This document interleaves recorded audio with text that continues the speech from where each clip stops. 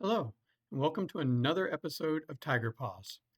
This time, I would like to talk about the actions that were taken at the board meeting this week. First of all, most of the items were pretty routine, things like approving our fuel bids, paying the bills, but two items were not, one of which was approving the levy that we had talked about on our last visit. The other, though, is something that I want to spend a little bit of time talking about, which is the board's approval of the administrative plan to move our sixth grade over to the junior high, beginning with the 2026 to 2027 school year. So that was developed over the course of time by the administrative team, talking about various issues, because this has been brought up to us on multiple occasions as to why our sixth grade is not over at the junior high school like it is in so many other districts. We had talked about it in the past, and we always came up with roadblocks and just stopped when we met those roadblocks and didn't really work through them. This time we decided we were going to sit down and talk about it and work through it and see if we could fix those issues, but also talk about whether or not we believe that moving the sixth grade to our junior high was the right thing for ROVA to do. Throughout those conversations, we determined that yes, we could actually work through all of those issues, but also we came to the belief that yes, it was the correct thing to do for a variety of reasons. Some of those and some of the larger ones would include things such as when you look at national standards for various curriculum areas, the standards are typically broken up into elementary, which includes kindergarten through fifth grade, middle school, which is sixth grade through eighth grade, and high school, which is ninth through 12th.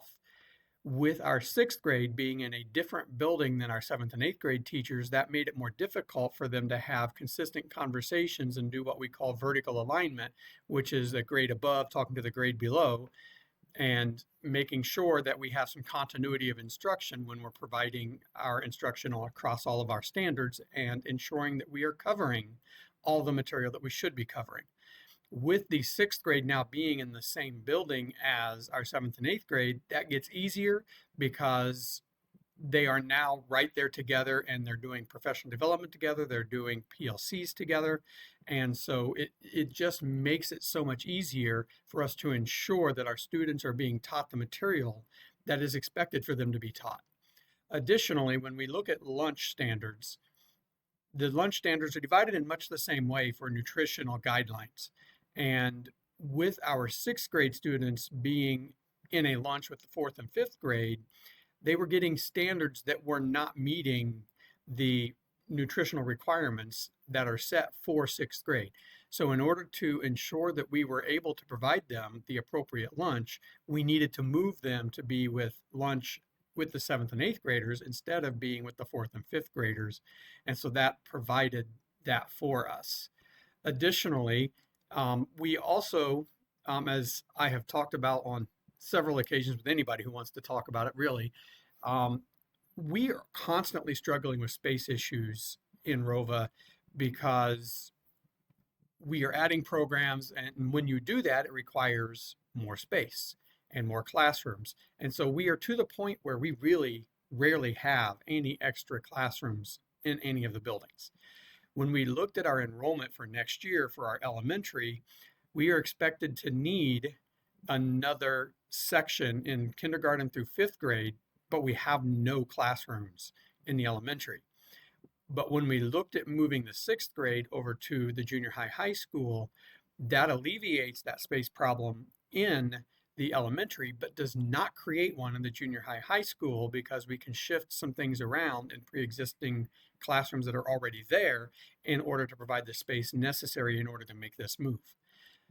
There are some concerns that have been raised to us, but I do want to convey to you that the administrative team has talked through all of these concerns, and it is always our intent to provide the safest and best educational environment that we can for all of our students, regardless of their age. And that we have talked through many of these issues that have been brought up to us and that have been mentioned, and we have solutions in place for them, or we know that we have enough supervision in place that these issues will not be a problem.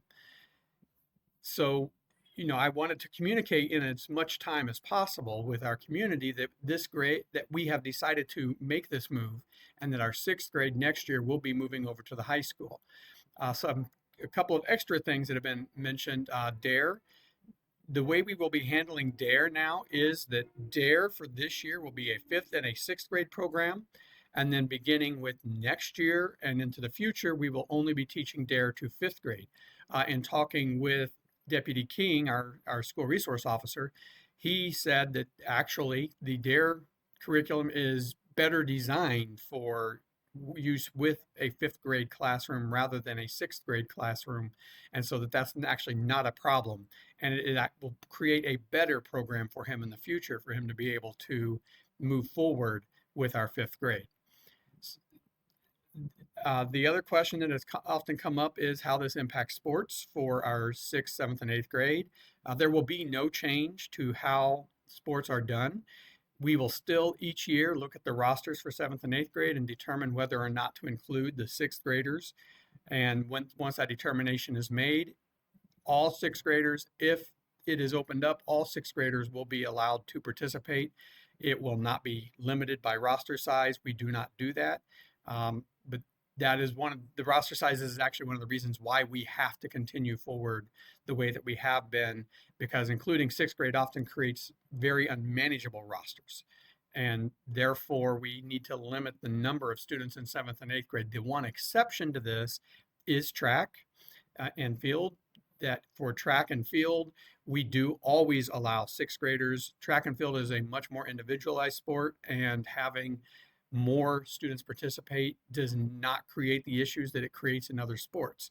And so therefore, track and field will continue to be a sixth through eighth grade sport always. Every other sport will be dependent upon the number of participants in seventh and eighth grade as to whether or not sixth graders are allowed to participate.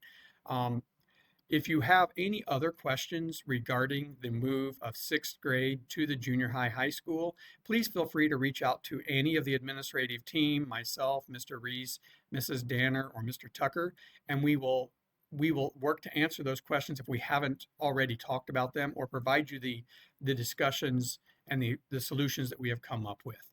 As always, we look forward to continuing to serve you and your students well into the future, and in the best way that we possibly know how. As a final note, I do want to say on this last day before Christmas break that as we get ready to send your kids home for the next 2 weeks, we enjoy having your kids here, but please be safe over the next few weeks. Hopefully we don't get too much more snow than what we already have, other than maybe a little bit of a white Christmas. And we look forward to seeing your students back on January 6th, and we look forward to continuing to educate them and to work with you. Thank you, and have a wonderful day.